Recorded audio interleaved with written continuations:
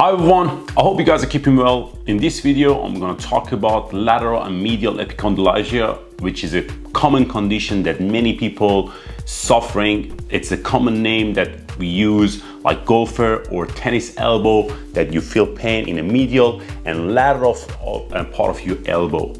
We're going to introduce basically resistance bar from Fitbeast. In this video, I'm going to introduce you this useful tool that you can use for your rehabilitation and your recovery.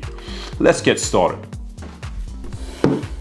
If you've never been to this channel, my name is Bob. I'm a physical therapist, and the purpose of this channel is to help people like yourself with simple tips and exercise for quicker recovery. Make sure to subscribe my channel for my weekly update, and don't forget to press that like button.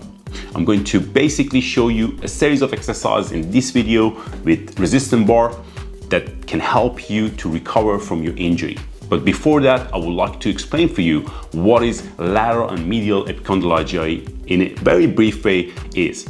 In many cases, people are active and using their hand in a daily basis, but lateral and medial epicondylalgia happen when you overuse those tissue, like commonly tennis player, golf player, or sometimes even a rock climber can commonly get this problem.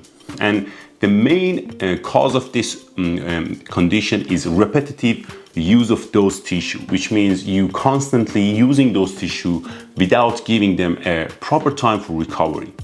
In this video, briefly, I'm going to show you what exercise can be useful for you for that condition with this basic resistance bar, which is very simple, and you can basically carry this tool in anywhere in your bag, and also give you a brief idea of management, how much is too much and how you should actually manage this condition.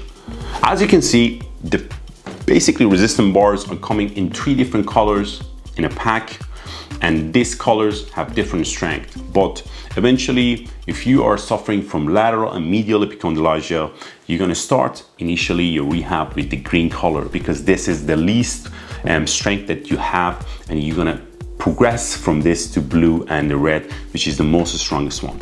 This basically product is pretty solid, and we're going to go through the exercise that you're going to do in a daily basis for your rehab. Having said that, before you start these exercises, I would highly recommend you to contact your physical therapist and ask them for recommendation of how many sets or repetition that you need to follow for your recovery. You can simply leave me a comment underneath of this video, and I would be more than happy to give you some tips. The first exercise that we're going to do is going to be for the wrist flexor.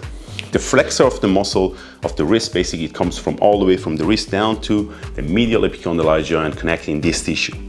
And if you are feeling soreness around here, we're gonna basically strengthen this muscle. Having said that, we are not trying to really kill those muscles. We're gonna slowly build them up, and based on your severity of your injury, you're gonna progress them gradually. The first exercise is gonna be wrist flexor, which I'm gonna show you how to do it, and you can give it a try. For strengthening the flexor muscle of the forearm, we're going to use this technique. You're going to bring the bar in front of your face, and you're going to twist here and straight the arms in this position. You're going to can hold it for a few seconds and gradually let this arm basically relax. You can come back to the starting position and repeat the same basic movement again. You know, strengthen there, hold it there for 1, 2, and 3, and slightly gradually release that grip. Come back to the initial position. We go back. 3, 2, and relax. As I mentioned earlier, the amount of repetition and the set that you do is based on what your physical therapy will suggest you.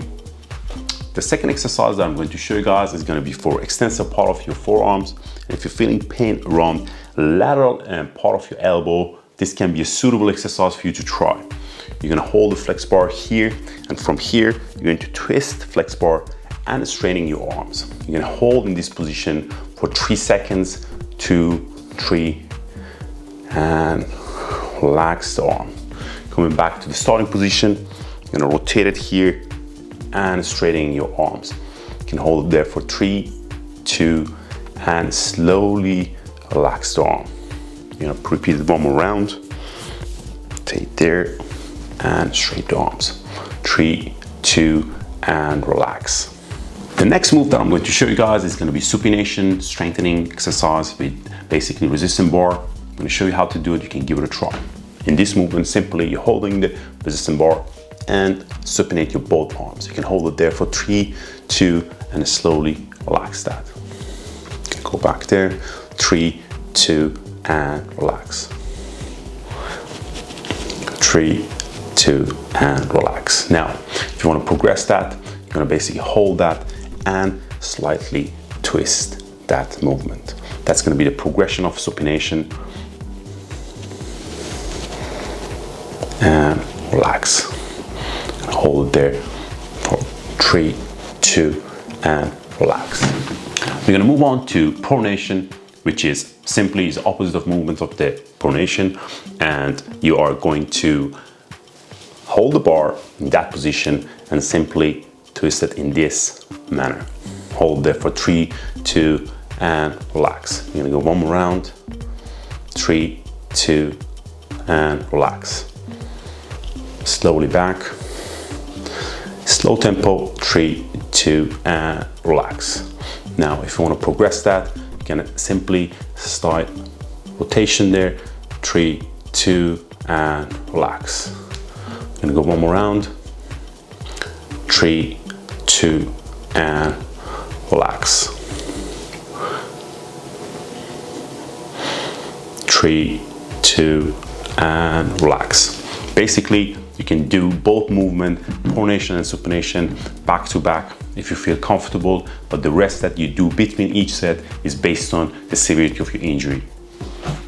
We're going to move on to radial deviation of the basic wrist movement with the resistance bar. I'm going to show you how to do it and you can give it a try. You're going to hold the bar in this position and use the bench basically for holding that bar. You're going to hold in that position for 3, 2, and relax.